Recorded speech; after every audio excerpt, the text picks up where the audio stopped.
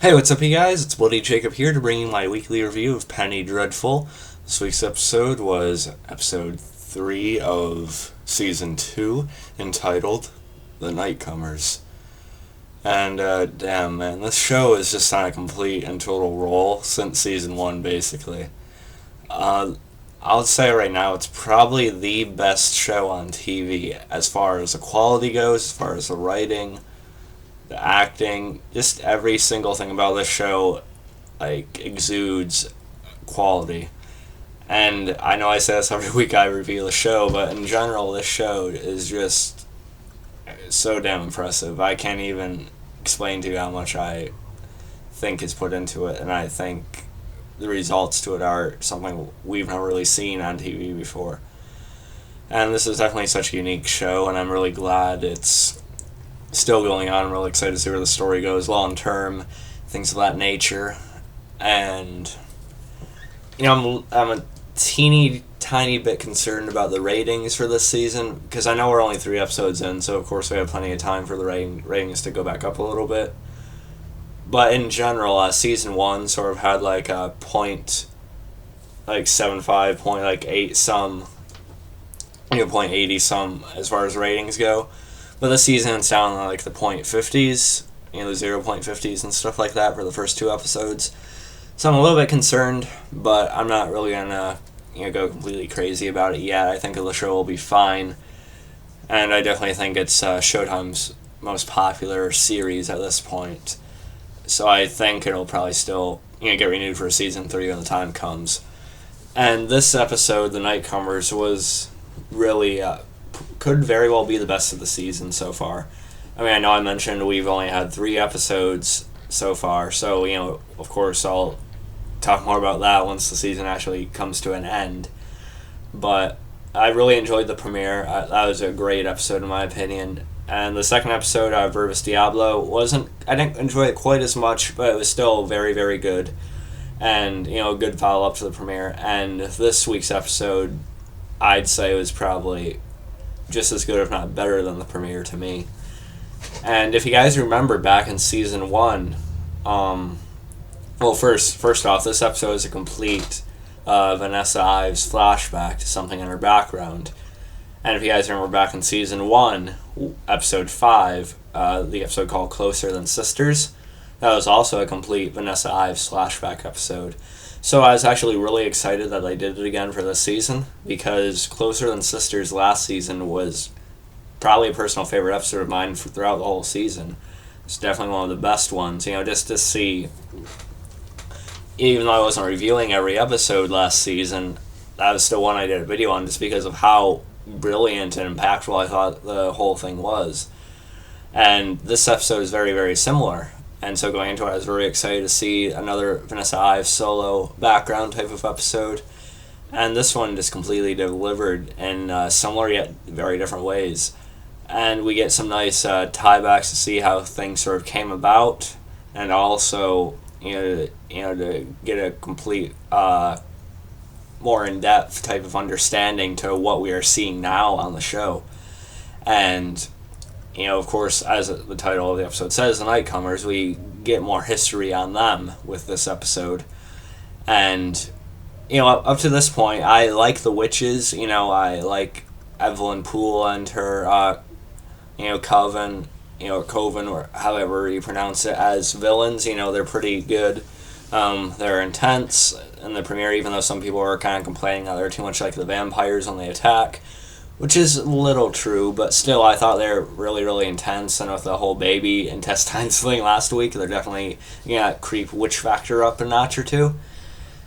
But now they're even more legitimate to me as villains for the season, because yes, they were threats, we knew they were threats, but now we see all this history and background on them that really, really makes us understand more about them.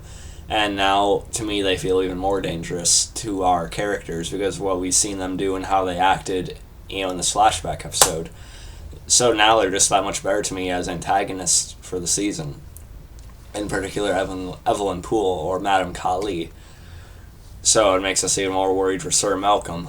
And the episode kind of revolves around, the background of them, but mainly also Vanessa traveling to see this witch, called the Cut Wife, and you find out later her name is actually Joan.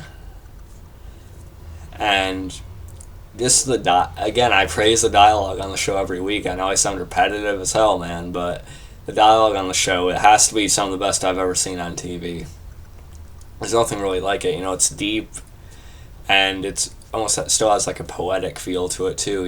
Just the way they write it is really, really clever and detailed. And the conversations Vanessa and the Cut Wife have in this episode, really provide some insight into the daywalkers and the nightcomers and the differences between the two. And Vanessa sought her out, to fully understand, try and fully understand more so what's going on with her, as far as, the devil pretty much stalking her and trying to gain control over her and capture her. And, just also to possibly also develop her powers. And we find out throughout the episode, we get like sprinkles of finding out more about the Cut Wife herself, finding out her background, and why she has that brand on her back, which is really a painful story to hear about once Vanessa actually literally figured it all out herself using her mental powers and stuff like that. And it's really sad. It is sort of depressing, and I forget the actress's name, but the actress who portrayed the Cut Wife this week was very, very good. Very, very well done. I should probably find out her name. Let me just look it up real quick if you guys don't mind.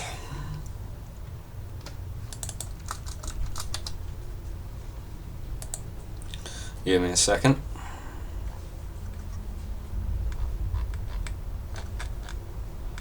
Yeah, this is going to be embarrassing if I can't find it out.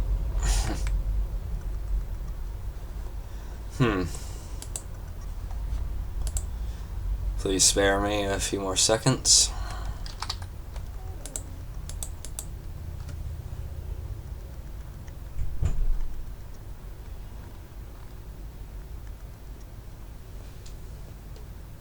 Yeah, Patti LuPone, or LuPone. I don't know how to pronounce her last name, but she did a tremendous job as the Cut Wife. Really made her believable. And yes, she's sort of like a witch or like a necromancer, but yet it felt realistic and grounded. It's one of the other good things about the show. It's something. It's about things that are so supernatural and so like wondrous and things you sort of have to buy into. But yeah, at the same time, it still feels so grounded and real and like could actually be a part of our history. And that was very true this week.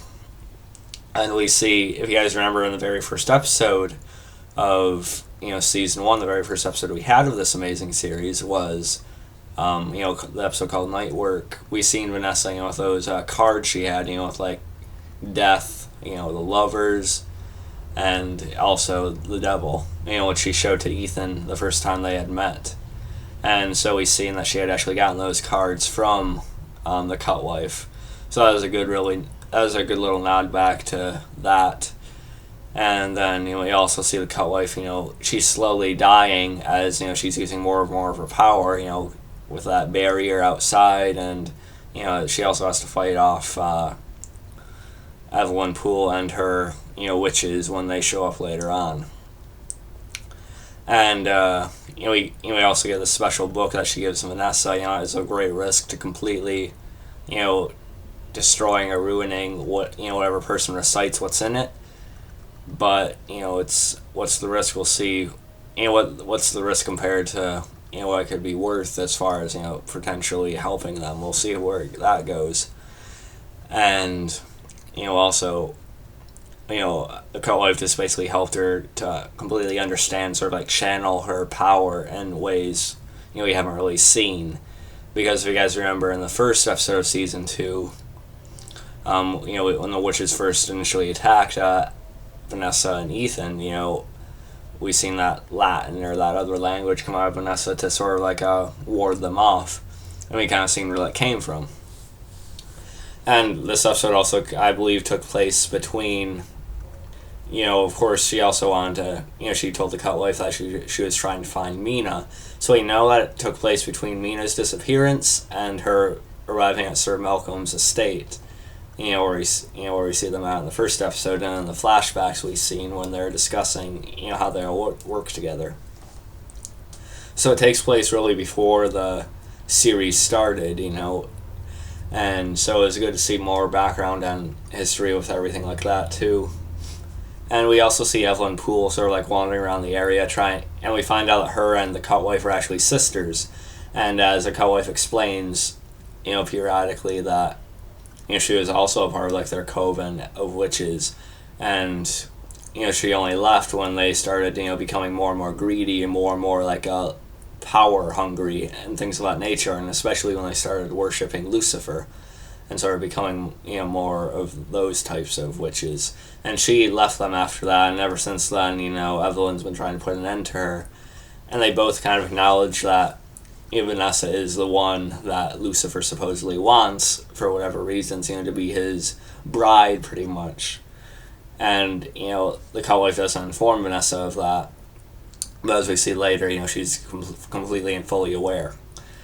And I really like the confrontation the Cutwife has with Evelyn later on, but that comes after the fact of, I think it's actually beforehand.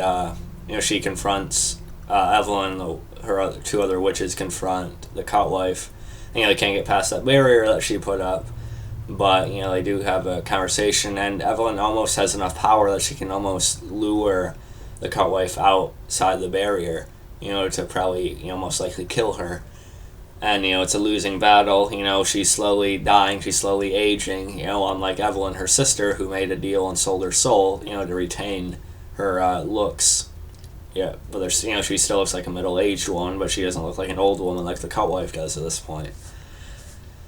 But Vanessa comes out in time and sort of like fends off Evelyn, the two witches, and Evelyn didn't want her face to be seen yet by Vanessa at that point. And even at this point in the present time of the show, Vanessa still doesn't know exactly who is after her, like the face. She knows they're witches, but she doesn't know like the leader of them, which Evelyn is.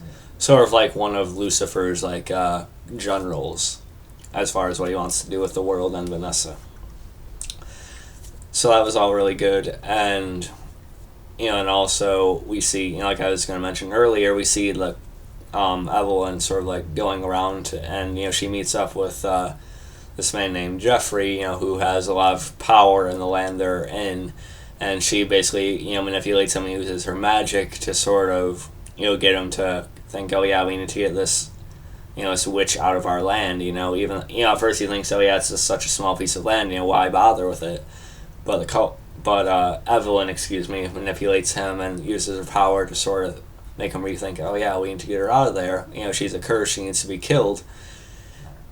And so I knew what direction I was going in pretty much right after that. And Evelyn also shows her dominance over him by using him as a sex slave, which was, pretty awkward and weird scene, but, again, not surprising given what the show has done so far. And so I'm wondering if that's what she's planning on doing with Sir Malcolm, sort of like using him and like manipulating him into, making his power sort of like her aim, you know what I mean? Using, with her being able to use his power and control to, give her an advantage.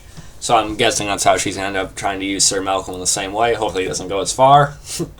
But, yeah, so, and what ends up happening is that Jeffrey tries to, confront Vanessa on her own, rides up to her on a horse, and just basically tries to rape her. And I really liked what Vanessa did here. She just used her power and, just grabbed him by the throat instead and, spoke in the language and, made him scream, even though he's completely unwilling to. She just had such a power and control over him that she just able to have him do that and then ride off, have him ride off. Which is really cool to see that Vanessa is that powerful at that point, too. But later on, as the Cutwife is on her deathbed, she wants Vanessa to sort of like stay where she is after she's gone, sort of like taking her place. Because we've seen this little, we've seen girls coming, to where the Cutwife is to basically have an abortion. And, get their babies pretty much killed in a pretty brutal way before they're born. But, that's kind of the things you had to do if you wanted that kind of thing, during that time period. Especially in, areas such as that. And, so the cult wife is wanting Vanessa to take her place because there's, she knows she wants to help her friend Mina, and she knows she wants to go back and, do things, at home to, for her own selfish purposes, which she kind of scolds her for a little bit. But, she also wants Vanessa to stay there and sort of take her place to help the many instead of the few, she's more personally concerned about. But, of course, we know Vanessa doesn't stay there, but still, it was an interesting angle to think about. And we could see that Vanessa probably could have easily taken her place had she chosen that path. And we see Jeffrey leading other men. I recognize one of the other actors who is in Jeffrey's group in this episode. I believe he was in Vikings recently as one of the people in France. But anyway, we see Jeffrey lead basically a lynch mob to get the cult wife out of the house. And the cult wife tells Vanessa to stay back. That she wants to face them on her own 2 feet. And we knew what was going to happen here, but it was still nonetheless very sad and tragic, to see someone who was actually on the good side of things and, just being completely taken out by the complete opposite of things, which the men were unaware of, or they're manipulated not to realize. And, unfortunately, the cult wife is burned to death after her and Vanessa share a look. And Vanessa, great acting from Eva Green here too, just her reaction to what was happening and just throughout the episode, throughout the series in total.